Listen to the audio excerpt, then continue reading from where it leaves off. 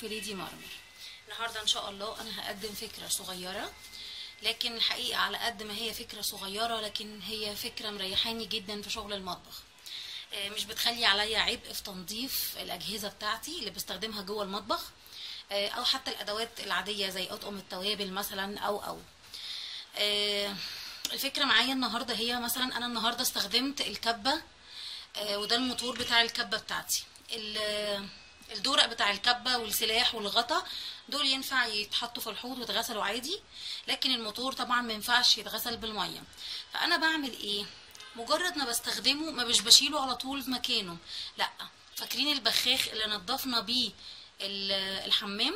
انا كمان عامله واحد زيه للمطبخ. ده كان بخاخ منظف بتاع مطابخ برضو وفدي، وانا قررت ان انا مش هشتري منظفات للمطابخ جاهزه او للحمام، فهي نفس الخلطه انا عامله منها واحد للمطبخ وواحد للحمام.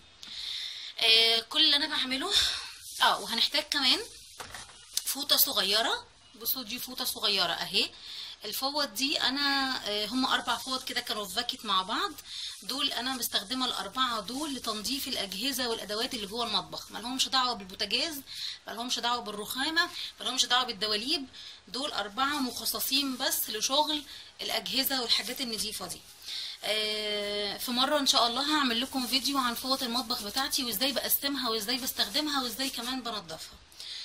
كل اللي انا بعمله بعد ما خلصت استخدام الكبه، دي الفوطه اللي عندي اهي.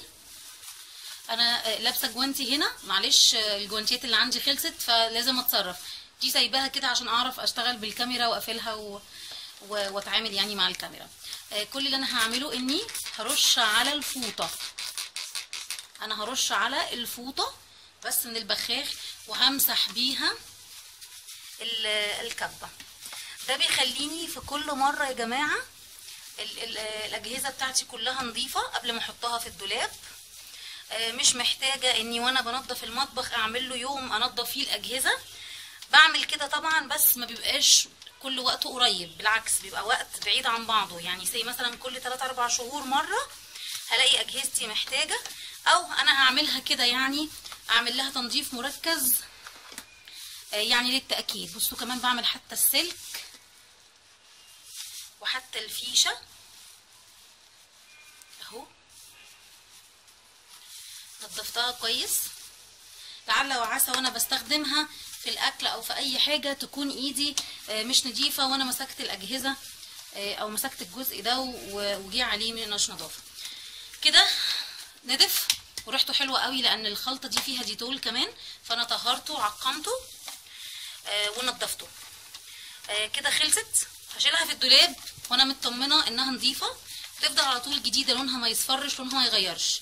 طيب ده انا بعمله في الاجهزه بس، لا يا جماعه انا كمان بعمل حاجه تاني. التوابل بتاعتي، علب التوابل بصوا كده اهو، بيبقى شايفين كده مطرح الاستخدام ده مثلا فلفل اسود. بصوا قريب من هنا شايفين الغطا عامل ازاي. بعد كل استخدام انا بعمل حاجه من 2 وانا بجهز لطبختي. يا اما بطلع زي الشيفات اللي في التلفزيون ما بنشوفوهم كده، كل حاجه بطلعها قبل ما امد ايدي في الطبخه خالص. كل حاجه بطلعها واحطها في اطباق، يعني محتاجه فلفل اسود، محتاجه كمون، محتاجه شطه، ايا كان بجمعهم واشيل دول. بعد كده ابدا في طبختي واجهز البصل واجهز الطماطم، كل حاجه انا مستخدماها. يا اما بسحب عادي زي اي ست مصريه ما بتعمل وهي شغاله بتفتح البرطمانات تسحب منها. طيب بعد ما بخلص بعمل كده بنفس الفوطه اللي احنا عارشين عليها اهو يا جماعه، شايفين رشه مسحه نظافه كده. الحاجه بترجع جديده. دايما حاجتك تبقى نظيفه وجديده، مش محتاجه في يوم تعملي انقلاب في المطبخ عشان الحاجه متبهدله. هحتاج ارش تاني. مش برش على حاجه، انا برش على الفوطه زي ما انتم شايفين. ده بيسهل لي التنظيف اهو، شايفين يا جماعه. ادي دي كده العلب. اروح كمان بالمره، انا فضيت الرف بتاع الستاند بتاع البهارات دي، اديله هو كمان مسح. بصوا معايا اهو، ده فيه حبهان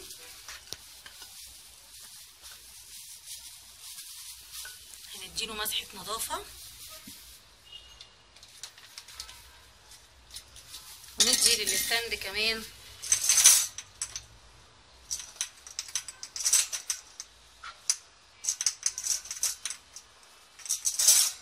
مسحة على السريع عشان لما ارص حاجتي تبقى كل حاجة نضيفة. هنا الكمون، هنا الشطة، وهنا الحبهان، وهنا بصوا هنا دي المبشرة بتاعت جوزة الطيب برضو بنفس الفكرة بعد ما استخدمها. حابة يعني ده لو لقيتها ايه يعني متسخة كده، هي ما بعملش بيها حاجة غير جوزة الطيب لانها صغيرة، غير كده بغسلها عادي. اتمنى فكرتي النهارده تكون ساعدتكم.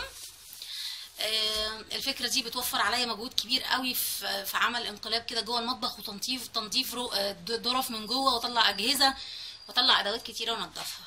اتمنى تكون فكرتي النهارده عجبتكم. استنوني في فيديو جديد، انا كمان هستناكم. باي باي.